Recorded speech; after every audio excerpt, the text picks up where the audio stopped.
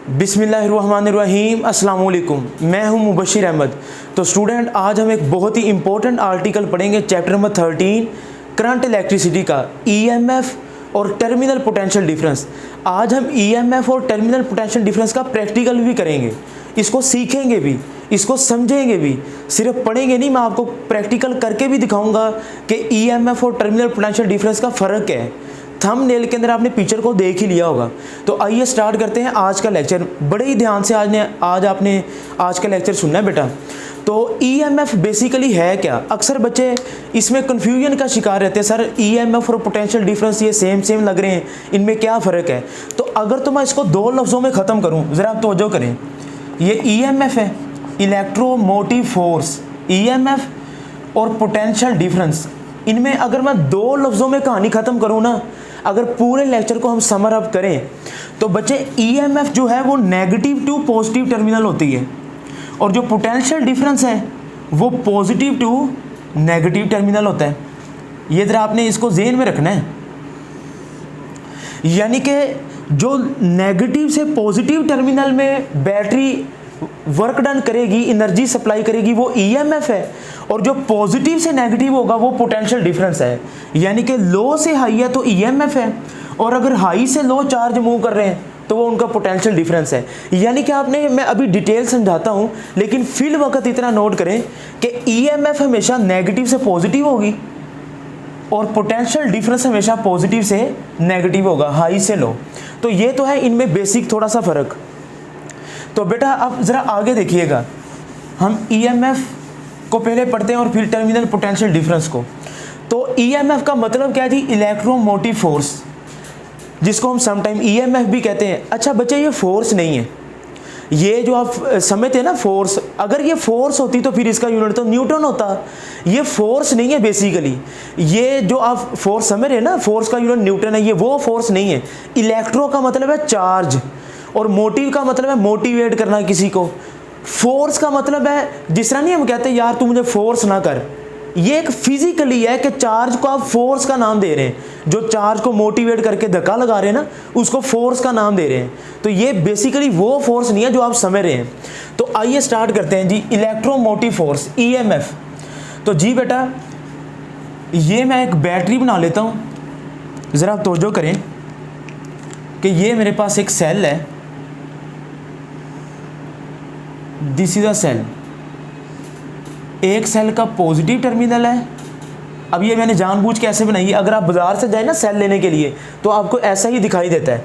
एक सेल का positive terminal है और एक सेल का नेगेटिव टर्मिनल है। ठीक हो गया। अब इसके साथ आप लगा देंगे एक वायर, और वायर के साथ आप अटैच कर दें एक रेजिस्टेंस। ये रेजिस्टेंस एक बल्ब भी हो सकता है, एक फ़ैन भी हो सकता है। ठीक हो गया। तो वायर्स के दोनों हिस्सों को हम इसके साथ जोड़ देते हैं। This is resistance R. अच्छा, अब जो बच्चों के ज़हन में सबसे बड़ी गलतफहमी वो क्या है? ये देखें बच्चे, ये सेल है मेरे हाथ में पकड़ा हुआ, आप ज़रा तवज्जो करें। आपने अक्सर बाजार से देखा भी होगा, आप रिमोट के अंदर जो डालते हैं, ये सेल का एक पॉजिटिव टर्मिनल है और एक नेगेटिव है। ये देखें मैंने इसी तरह बनाया ना, आप ये समझे ये सेल है। ठीक है, एक पॉजिटिव टर्मिनल है, एक नेगेटिव। ये वही सेल है जो आप रिमोट के अंदर डालते भी हैं, एक पॉजिटिव और एक नेगेटिव।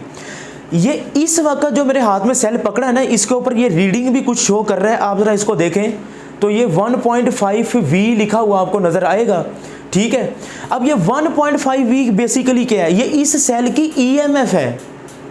अब आप इस ईएमएफ का मतलब समझ रहे हैं, ये इस सेल की ईएमएफ है। तो ये जो सेल मैंने इधर दिखाया ना, आपकी बुक में यूं बैटरी का साइन बना हुआ है, एक बड़ी लाइन है एक छोटी, पॉजिटिव और नेगेटिव। असल बेसिकली ये यूं बनाया हुआ है सेल। ठीक है, तो आपको अब ज़रा तवज्जो कीजिएगा बेटा, ये जो आपको वायर नज़र आ रही है ना, इसके अंदर चार्जेस पहले से मौजूद हैं। यानी कि बैटरी चार्ज क्रिएट नहीं करती। Battery do not create charge, not destroy. Law of conservation of charge यही तो कहता है ना कि चार्जेस को ना तो आप पैदा कर सकते हैं, ना इसको आप ख़त्म कर सकते हैं। ठीक है, ये जो मैंने red circle, red dots show किए हैं ना बेटा, ये चार्ज है। बैटरी के आने से चार्ज फ्लो नहीं किया, बैटरी ने चार्ज नहीं दिया, बैटरी चार्ज को क्रिएट नहीं कर रही, चार्ज तो ऑलरेडी वायर के अंदर मौजूद है। यानी कि चार्ज पहले ही, ये जो वायर है ना ये बेसिकली कंडक्टर है और कंडक्टर के अंदर चार्ज पहले से मौजूद है। इधर एक बल्ब लगा है या फैन लगा हुआ है, जब चार्ज उसमें से गुजरेंगे तो उसमें से क्या पैदा होगी, फ्रिक्शन, रगड़, जिसको इलेक्ट्रिक फ्रिक्शन कहते हैं, ये वो मैकेनिक्स में नहीं है। तो फ्रिक्शन की वजह से हीट पैदा होगी, हीटिंग इफेक्ट की वजह से मैग्नेटिक इफेक्ट पैदा होगा, जिसकी वजह से आपका बल्ब या पंखा चलना शुरू कर देगा। तो असल में ऐसा भी नहीं है कि चार्ज जब बल्ब से या पंखे से गुजरेगा तो चार्ज खत्म हो जाएगा, नहीं, चार्ज खत्म नहीं होता। Law of conservation of charge यही तो कह रहा है। तो ये जो बैटरी है ना, अब जरा तवज्जो कीजिएगा, मैंने ईएमएफ को क्या कहा था, इलेक्ट्रोमोटिव फोर्स, ये कहां से कहां होती है, नेगेटिव टू पॉजिटिव। अब बच्चा जरा तवज्जो कीजिएगा कि ये जो मैंने आपके सामने एक बैटरी शो की है, अब दुनिया की सारी चीजें हाई से लो तो जाना चाहती हैं। जरा देखें ना, ये इस पॉइंटर को अगर मैं छोड़ूं तो ये कहां से कहां जाएगा, मुझे बताएं। ये हाई से लो आएगा, हाई से लो खुद ब खुद आएगा ना जब हम इसको छोड़ेंगे, लेकिन लो से हाई इसको वर्क करना पड़ेगा, इसको वर्क डन करना पड़ेगा, इसको एनर्जी देनी पड़ेगी लो से हाई तक लेके जाने के लिए। बेटा बिल्कुल ऐसे ही है कि जब एक वायर जिसके साथ एक बल्ब या पंखा लगा हुआ है, जब हम उसके साथ बैटरी अटैच करते हैं ना तो चार्ज पहले से मौजूद है। बैटरी के आने से वो चार्ज हाई पोटेंशियल से लो पोटेंशियल की तरफ आना शुरू कर देता है।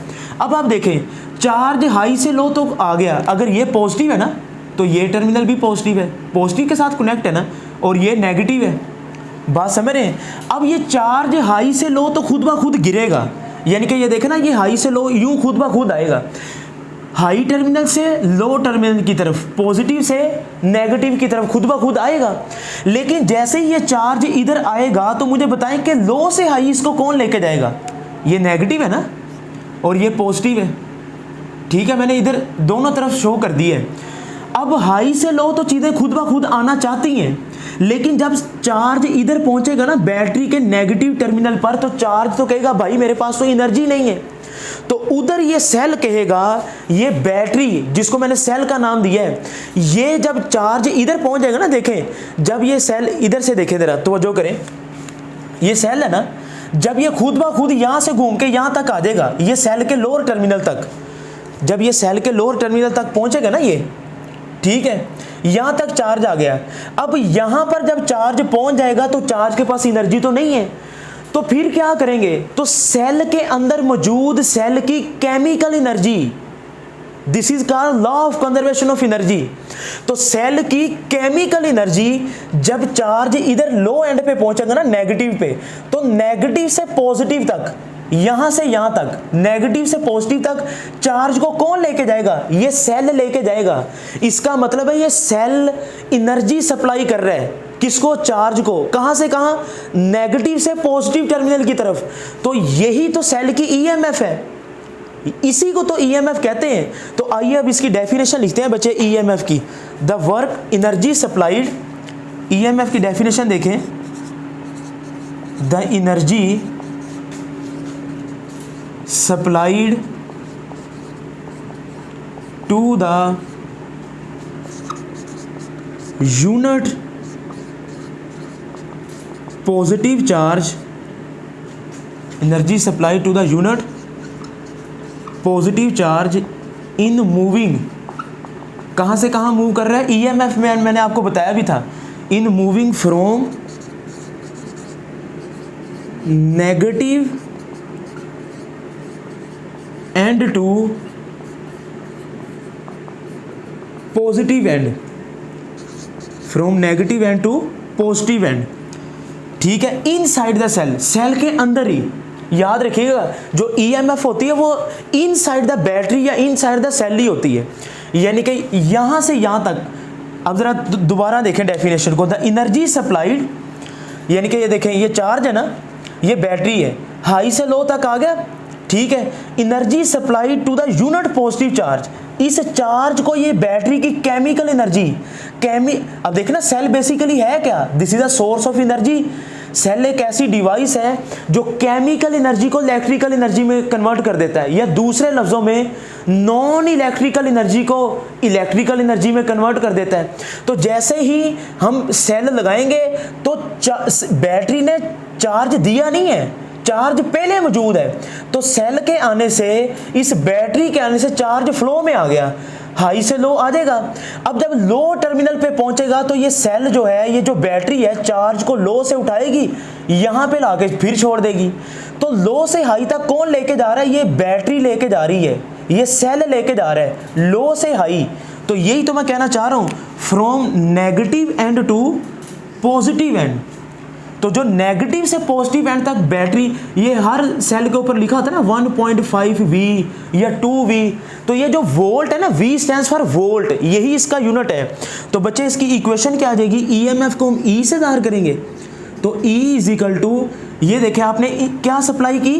एनर्जी, मतलब बैटरी ने वर्क किया, delta W over energy supply to the unit positive charge. किसको सप्लाई की? चार्ज को, डेल्टा Q को। मैंने इससे पिछले लेक्चर में इसको एक बंदे की मिसाल देके समझाया था, आपको याद होगा।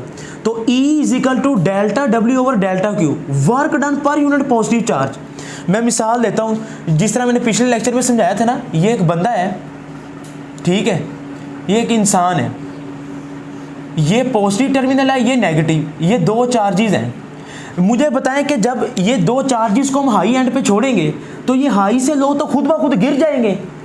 तो ये चार्ज इधर आ गए लो तक, तो अब हाई से लो तो ये खुद ब खुद गिर जाएंगे, लेकिन लो से तो हाई खुद ब खुद नहीं जाएंगे बेटा। लो से हाई, ये जो बंदा है ना नीचे झुकेगा, इस चार्ज को लो से उठा के कहाँ पे छोड़ देगा? हाई टर्मिनल पे। तो ये जो बंदा है, ये चार्ज को जब नीचे से ऊपर उठाता है, ये जो जब लो से उठाएगा, तो मुझे बताएं आप वर्क नहीं कर रहे, ये पॉइंटर को आप समझे चार्ज है, तो आप इस चार्ज को उठाने के लिए वर्क नहीं कर रहे। तो W ओवर Q, ये जो बंदा काम कर रहा है ना, जो चार्ज को लो से हाई तक लेके जा रहा है, जो काम इधर ये इंसान कर रहा है वही काम इधर बैटरी कर रही है, और उसी बैटरी के वर्क को हम EMF कहते हैं, लो से हाई तक। ये बैटरी के अंदर केमिकल एनर्जी होती है। तो बच्चे इसका यूनिट क्या होगा मुझे बताएं EMF का? मैंने कहा ना EMF एक फोर्स नहीं है, तो EMF का यूनिट क्या होगा मुझे बताएं? वर्क का यूनिट क्या आता है? जूल, चार्ज का कूलम। तो EMF का यूनिट क्या होगा? जूल पर coulomb, which is equal two volt. तो ये बेटा इक्वेशन, यूनिट और इसकी डेफिनेशन आपने याद करनी है, और हमेशा याद रखना है EMF कहाँ से कहाँ होगी? Negative to positive. तो इसको नोट करें बेटा। तो जी बेटा, अभी हमने EMF को पढ़ा, आपने देखा ना कि जब चार्ज नेगेटिव से पॉजिटिव तक जाता है तो बैटरी वर्क करती है चार्ज के ऊपर, जिसको बैटरी की या सेल की EMF कहते हैं। अब आप बाज़ार से सेल लेने जाए ना, तो उसके ऊपर लिखा था 1.5 V। ये देखें, ये जिस तरह आपको सेल नज़र भी आ रहा है ना, इसके ऊपर लिखा हुआ 1.5 V। ये इस सेल की EMF है। लेकिन जब मैं इस सेल के साथ, अभी मैं प्रैक्टिकल करके आपको दिखाता हूँ, लेकिन जब मैं इसके साथ वोल्ट मीटर लगाता हूँ ना इस सेल के साथ, तो मुझे ये एग्जैक्ट 1.5 वोल्ट नहीं बताता। क्यों भाई? ये है तो 1.5 वोल्ट का, तो फिर ये 1.5 क्यों नहीं दे रहा? पता चला सेल के अंदर भी ये रेजिस्टेंस होती है, जिसको हम इंटरनल रेजिस्टेंस कहते हैं बेटा। तो इंटरनल रेजिस्टेंस को स्मॉल r से जाहिर करेंगे हम। तो इसकी डेफिनेशन नोट करें जी, the resistance offered by the electrolyte present between the two electrodes. अब टू इलेक्ट्रोड से मुराद क्या है? एनोड और कैथोड। ये एनोड है, पॉजिटिव को एनोड कहते हैं, नेगेटिव को कैथोड कहते हैं। तो जो पॉजिटिव एनोड और कैथोड, टू इलेक्ट्रोड्स के दरमियान जो इलेक्ट्रोलाइट होता है ना, जो वो रेजिस्टेंस प्रोवाइड करता है of the cell to the flow of ions. तो बेटा उस रेजिस्टेंस को हम क्या कहते हैं जी? इंटरनल, सेल के अंदर वाली रेजिस्टेंस। तो बेटा इंटरनल रेजिस्टेंस डिपेंड किस पे करती है? आपकी बुक के अंदर तो नहीं लिखा, लेकिन ये MD कैट के लिहाज से बहुत इंपॉर्टेंट है चीज़ें। इंटरनल रेजिस्टेंस को हम स्मॉल r से जाहिर करते हैं। तो internal resistance is directly proportional to D। अब ये D क्या है? D is the distance between the two electrodes. D को आप लिख सकते हैं साइड पे, D is the distance between two electrode. ये एनोड और कैथोड के दरमियान जो फासला है ना, इसको डिस्टेंस मैंने D, जितना ये फासला ज़्यादा होगा, जितना एनोड और कैथोड के दरमियान जितना सेल बड़ा होगा या बैटरी बड़ी होगी, डिस्टेंस ज़्यादा होगा। जितना डिस्टेंस ज़्यादा होगा, इंटरनल रेजिस्टेंस उतनी ही ज़्यादा होगी। अच्छा जी, next point number 2, internal resistance is inversely proportional to area. यानी कि जितना सेल मोटा होगा ना उसका एरिया ज़्यादा है तो इंटरनल रेजिस्टेंस कम होगी। अगर सेल का एरिया ज़्यादा है तो इंटरनल रेजिस्टेंस कम है, तो एरिया के साथ इसका इन्वर्स ताल्लुक है।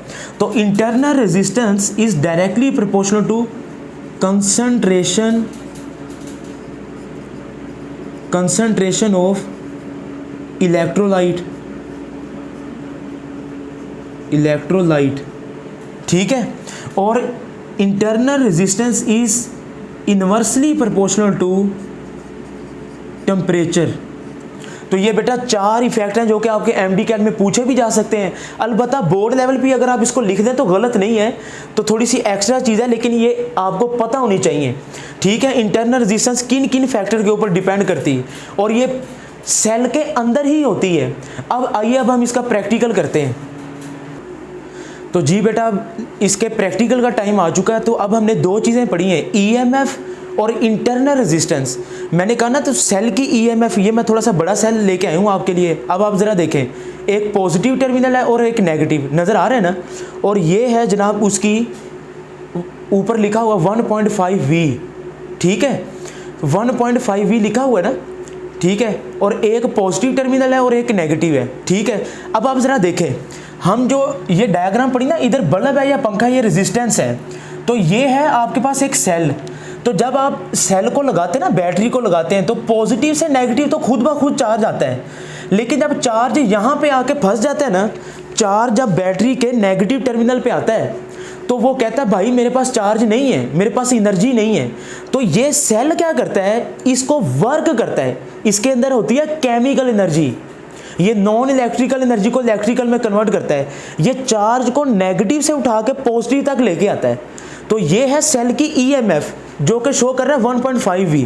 तो ये बेटा मेरे हाथ में है जी डिजिटल मल्टीमीटर। इससे आप करंट भी मेजर कर सकते हैं, वोल्टेज भी मेजर कर सकते हैं और रेजिस्टेंस भी मेजर कर सकते हैं, ठीक है। इसको एवोमीटर भी कहते हैं। हम नेक्स्ट चैप्टर नंबर 14 में इसको पढ़ेंगे भी। अच्छा अब जरा तवज्जो करें, ये मेरे पास एक डिजिटल मल्टीमीटर है, तो मैंने इसको ऑन कर दिया। अब अभी आप रीडिंग देखें तो आपको 0 शो हो रही है ना रीडिंग, ठीक है। तो अब ज़रा देखें सेल कितने वोल्ट का है, 1.5 का। ये है सेल की ईएमएफ, नज़र आ गई ना, ठीक है। अच्छा अब आते हैं जी, ये मेरे पास ना 2 वायर्स हैं बच्चे, एक ब्लैक है और एक रेड है। ब्लैक वाली इसको हम कहते हैं नेगेटिव टर्मिनल और रेड वाली को कहते हैं पॉजिटिव टर्मिनल। तो अब आप ज़रा देखें, ये है आपके पास डिजिटल मल्टीमीटर। ये देखें मैं रेड वाली को सेल के पॉजिटिव के साथ जोड़ता हूँ, ठीक है। ये इस तरह कुछ, ये रेड पॉजिटिव के साथ पॉजिटिव टर्मिनल जोड़ दिया हमने, ठीक है। और ये जोड़ दिया हमने नेगेटिव के साथ नेगेटिव। तो आप ज़रा तवज्जो कीजिएगा, तो अभी आपको रीडिंग क्या शो कर रहे हैं, अभी आप तवज्जो करें। जब मैंने ये जोड़ा इसको तो ये है तो 1.5 वोल्ट का, 1.5 का, लेकिन आप डिजिटल मल्टीमीटर पे देखें आपको रीडिंग क्या शो हो रही है, 1 वोल्ट। आप बात समझ रहे हैं ना, तो आपको रीडिंग क्या शो हो रही है, 1 वोल्ट। तो मुझे बताएं कि ये 0.5 कहाँ चला गया है। ऊपर इसके लिखा है 1.5 वोल्ट, ये सेल की ईएमएफ है, लेकिन जब मैंने वोल्ट मीटर लगाया तो मुझे 1 वोल्ट आया। तो 1 वोल्ट का मतलब है कि 0.5 0.5 वोल्ट इस सेल के अंदर ही ज़ाया हो गया। तो बच्चे this is called internal resistance, जिसको मैंने स्मॉल आर का नाम दिया ना, internal resistance. The resistance offered by the electrolyte present between the 2 electrode of a cell.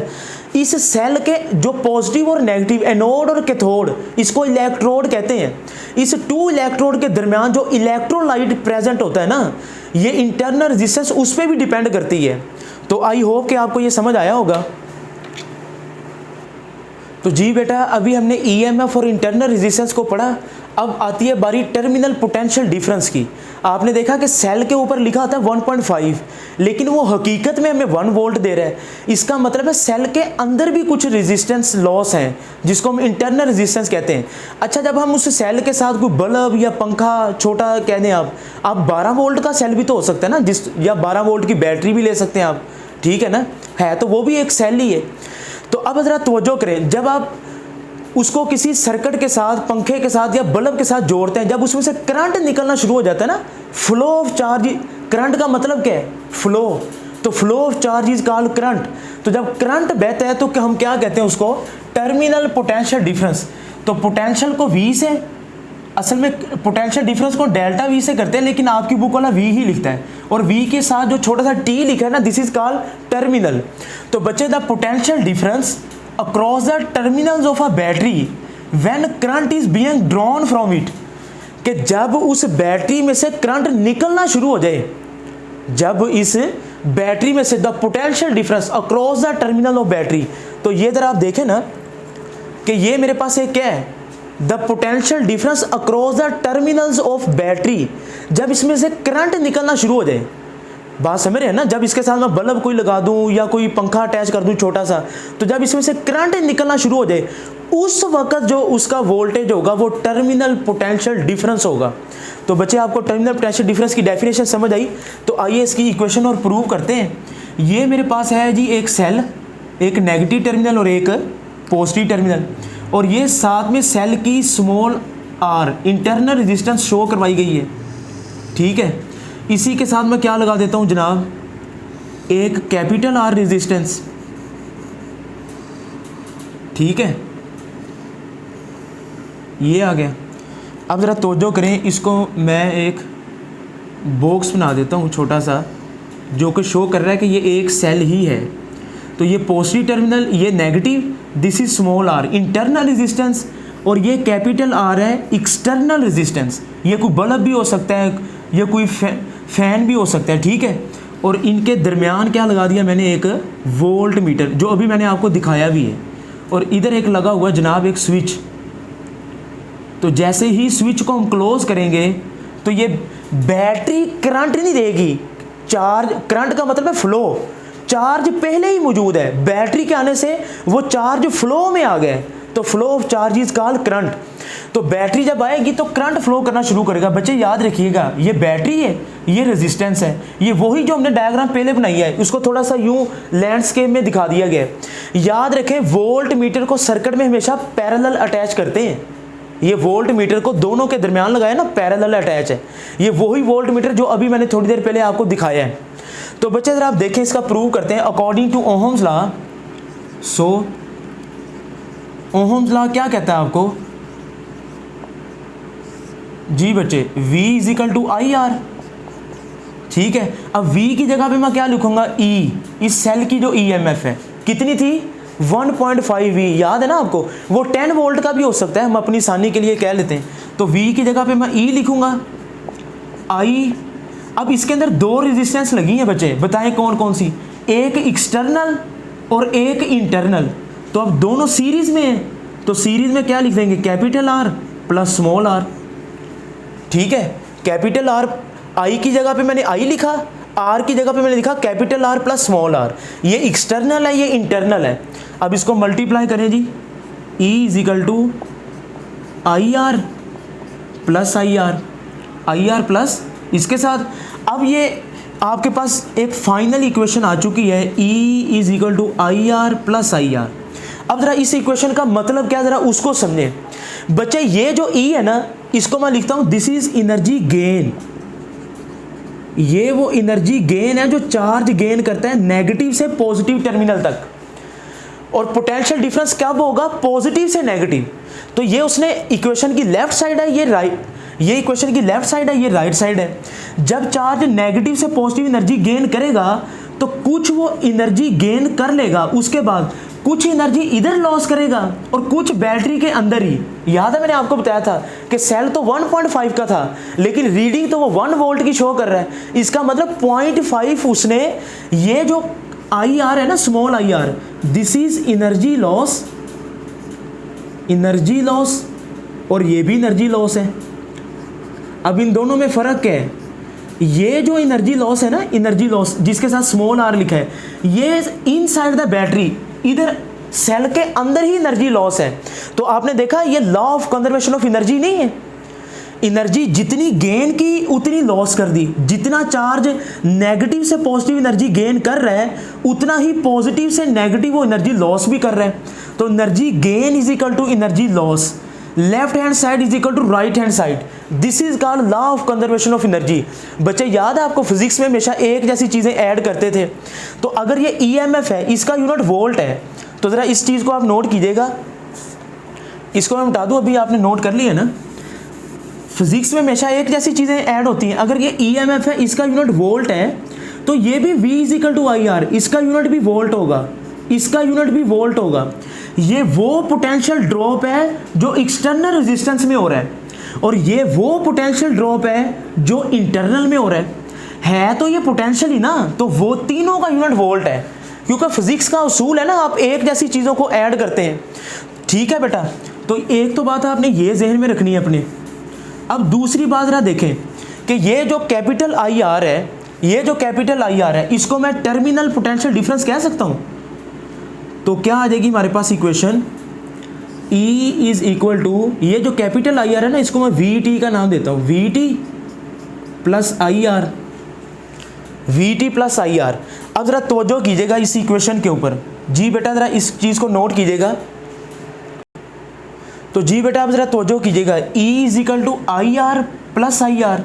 अब आई आर को मैं क्या कह सकता हूँ, VT, टर्मिनल पोटेंशियल डिफरेंस।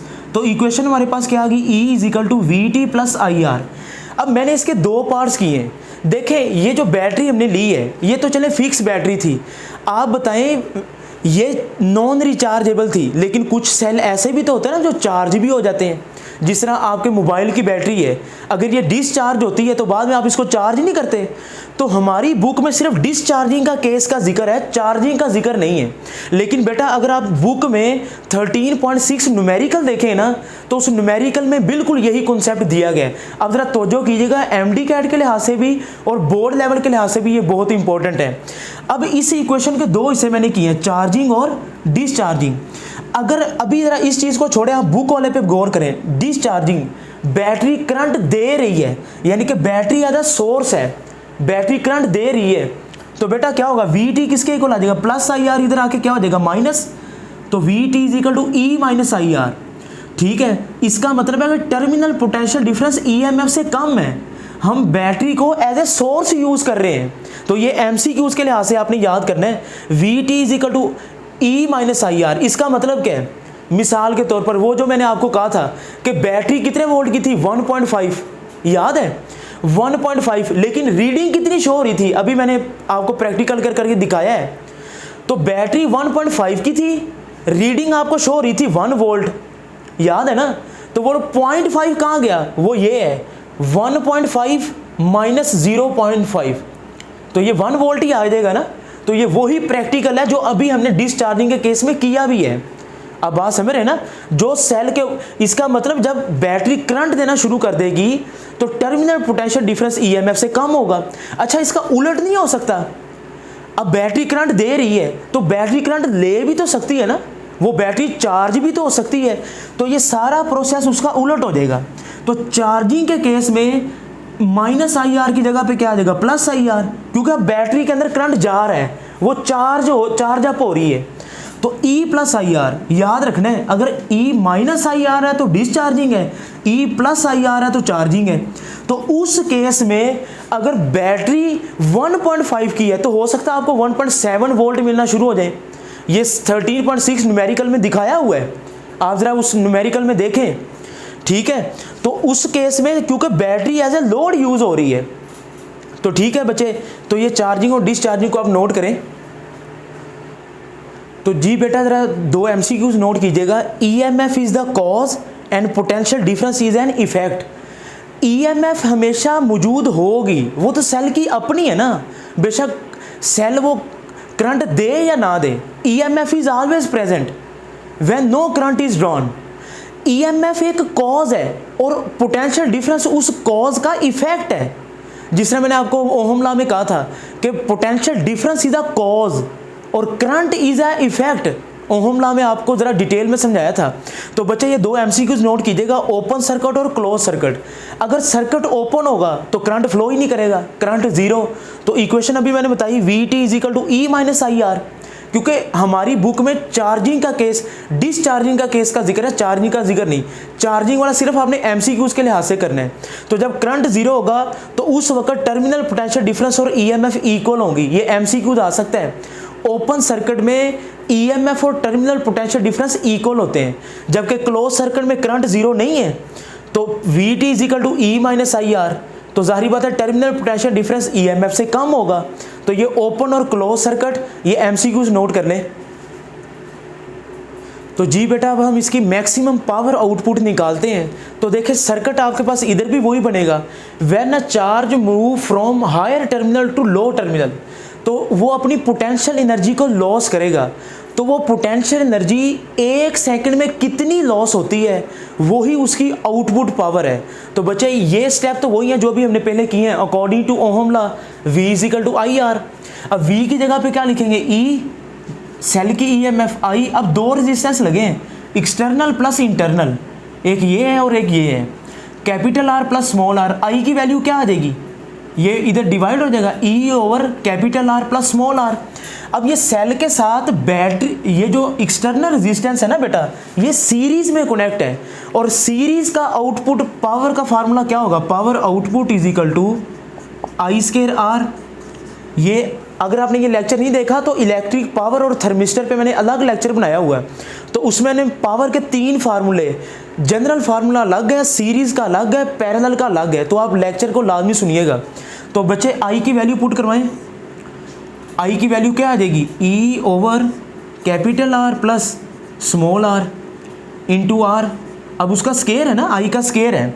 अब बच्चे जरा गौर कीजिएगा, आपने मैक्सिमम पावर आउटपुट हासिल करनी है तो वो आपको कब मिलेगी, जब एक्सटर्नल रेजिस्टेंस और इंटरनल रेजिस्टेंस इक्वल हो जाएंगे। ये एमसीक्यूज भी आ सकते हैं। When external resistance and internal resistance are equal we can get a maximum power. अब एक इसका लेंथी मेथड है, मैं शॉर्टकट मेथड से करवाऊंगा, जरा आप तवज्जो करें। आप कैपिटल R की जगह पे स्मॉल r लिख दें तो क्या आ जाएगा बच्चे आपके पास, E ओवर कैपिटल R की जगह पे स्मॉल r, उसका स्केयर। अब ये स्टेप कैपिटल R की जगह पे क्या लिखेंगे, स्मॉल r, ठीक है, दोनों की जगह पे स्मॉल r आ गया। तो बच्चे इसका square E over R plus R 2R, उसका square into R। Square open करें क्या आ जाएगा, E स्केयर ओवर 2 का square 4, R square multiply by R।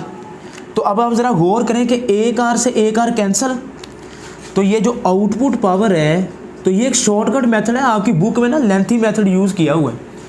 तो बेटा इधर से ये क्या आ जाएगी output power, P output is equal to E square over 4R, E square over 4R, R से R कैंसिल हो गया ना। तो ये आप देखें कि सिर्फ आपने कैपिटल R की जगह पे स्मॉल r पुट करवाना है। अच्छा बच्चे इधर अक्सर सवाल करते हैं कि सर हमारी बुक में तो इधर कैपिटल R है। बेटा वो गलत नहीं है, आप स्मॉल r की जगह पे कैपिटल R पुट करवा दें तो इधर आप कैपिटल R लिख देंगे।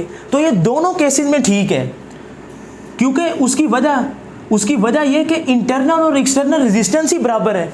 तो सर पावर आउटपुट का फार्मूला क्या आएगा, ये एमसीक्यूज भी आता है, E स्केयर ओवर 4R। इधर कैपिटल R कब आएगा, जब आप इधर कैपिटल R की जगह पे स्मॉल r लिख देंगे तो स्मॉल r आ जाएगा। तो जब स्मॉल r की जगह पे कैपिटल R लिख देंगे तो कैलकुलेशन सारी इसी तरह होगी, इधर कैपिटल R आ जाएगा। तो इधर आपने स्मॉल r या कैपिटल R से परेशान नहीं होना, उसकी वजह क्योंकि दोनों रेजिस्टेंस इक्वल है। तो E square over 4R this is the maximum power output. एक मरतबा पेपर में MCQ आया था कि what is the ratio of internal resistance to the external resistance which is equal to 1। अब आप देखें ना, कैपिटल R नीचे ले जाएं तो R ओवर R 1 के इक्वल आ जाएगा। तो बच्चे ये MCQs भी नोट कीजिएगा कि इंटरनल ओवर एक्सटर्नल या एक्सटर्नल ओवर इंटरनल दोनों की रेशो 1 के इक्वल होती है। तो आई होप कि आज का लेक्चर आपको पसंद आया होगा। बच्चे लेक्चर के बारे में फीडबैक देना ना भूलें, कमेंट सेक्शन में ज़रूर बताएं, दोस्तों के साथ शेयर करें, चैनल को सब्सक्राइब भी करें और लेक्चर का फीडबैक ज़रूर दिया करें। मुबशर अहमद को दें इजाज़त। अल्लाह हाफिज़।